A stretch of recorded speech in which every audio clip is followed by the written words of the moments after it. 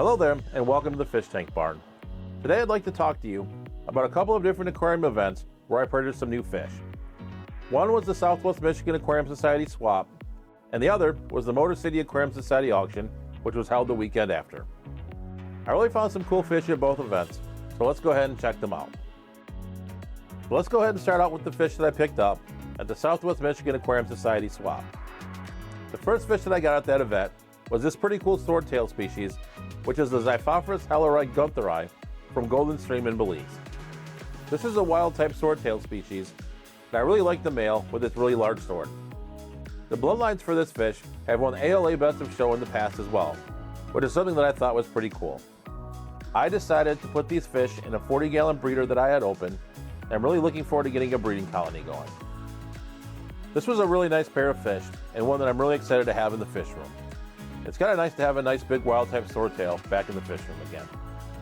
I'm really hoping to see some fry from this pair as well, since a pair with babies was purchased right before I bought mine. This next fish is one I'm really excited about as well, and these are the Brachyraphis roseni, or cardinal brachy. This particular location for these fish is from Caldera in Panama, but this fish can be found also in Costa Rica.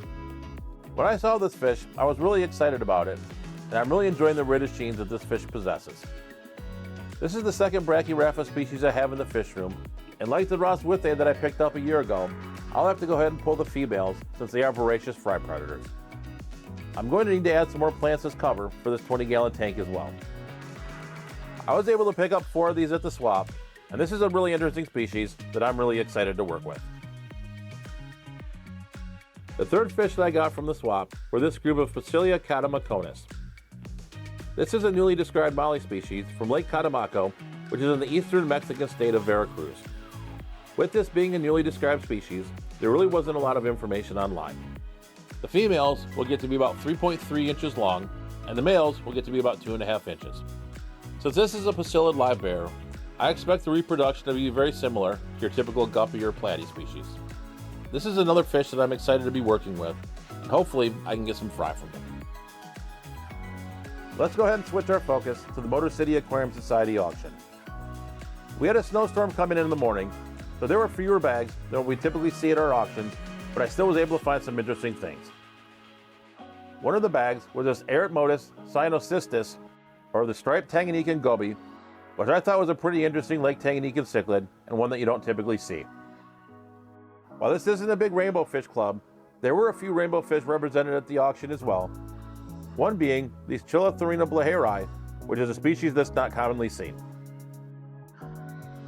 We typically do get a large number of bags of plecos, but there were a few of these bags of the Hypencistris from the Lower Zingo River, which I thought was a pretty interesting species. There's also a small but dedicated group of killifish keepers in our area, and there were some pretty interesting killifish to see at the auction as well. I really like this bag of large golden wonder killies. I don't think I've seen this fish at such a large size. There was also plenty of live bearers as well, and a couple that caught my eye were this bag of metallic live bearers, or Girardinus metallicus, and also this bag of Yucatan sailfin mollies. There's a good chance we might see some of these bags again later in the video. Before we see what I picked up, let's go ahead and watch a bag of fish being auctioned off. Is a bag of 10 plus cherry shrimp, Davidai. Gustav, excuse me, Gustav, man, $5. Got a 5, move me 6. I'm 5 for 6, $6 anywhere. Anybody for 6, $6 anywhere. 6, 7, 8, 9, 10, 11, 12. Where'd you go? I have 11, moving 12, $12 anywhere, baby. 12. It's up to right here. So now let's go ahead and talk about the new fish that I picked up at the auction. The first one I'd like to show you is what I would call the steal of the auction, and that is the bag of the Chilotharina blaheri that I showed you earlier. This isn't a big rainbow fish area like I mentioned before, and no one wanted to bid on these fish, so I picked them up for $7 for a group of 4. There was a second bag of these fish as well, but I missed them since I wasn't paying attention. I put this fish in a 20-gallon tank for now, but I may move them to something bigger here in the near future. In my history, I don't think I've kept a Chilotharina rainbow fish before, so I'm pretty excited to see how they develop. I did pick up a second group of rainbow fish as well, and that was these Melanotania praecox, or dwarf neon rainbow fish. I already have a few adults in this 29-gallon tank, so I figured that I would add to this group with some smaller individuals. Maybe even someday, I might even see some fry. I think once these smaller fish grow up, I think this will make for a pretty nice colony in the tank. If you're curious, the other fish in this tank are the Limia perugiae, which are from La Anzufrada, which I've had together with the rainbow fish for quite a long time. I also decided that it was time to play with some more Gerardus metallicus. I've had these fish before, and they did pretty well for me. I decided to put them in a 37-gallon cube with my high fin platies. This is a small live bear that gets to be about 1.5 to 2.5 inches long that I find to be really cool. There is a form of this fish where the males have a black underbelly and gonopodium, but this group appears to be the yellow form where the underbody is yellow. I've had a lot of fun keeping this fish in the past, and I'm really looking forward to keeping this fish again. The Yucatan sailfin mollies that we saw earlier really caught my eye, and I figured I'd try them out. These fish have been in our auction before, and I've tried them, but unfortunately didn't have much luck with them. I've been doing pretty decent with mollies recently, so hopefully I can have some better luck this time. I currently have them in a 29-gallon tank with my painted swordtails, so hopefully we can get some nice robust fish, and someday maybe even see some fry. The planting in this tank is a little bit sparse, so I'll have to add some more plants, and probably add some guppy grass to the top for some places for fry to hide. I also like to look to add additional fish to colonies that I already have. I was really happy to find some more of these Neolamprologus multifasciatus. I went ahead and added them to this 40-gallon breeder along with some more snail shells.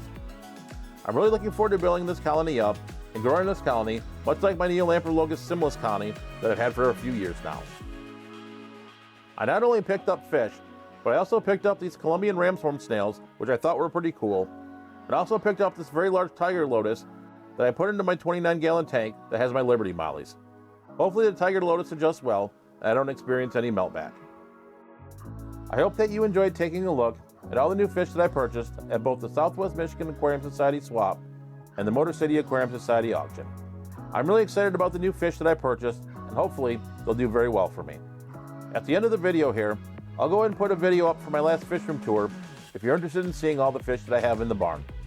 With that, thank you for watching, stay safe, stay fishy, and I'll catch you on the next video.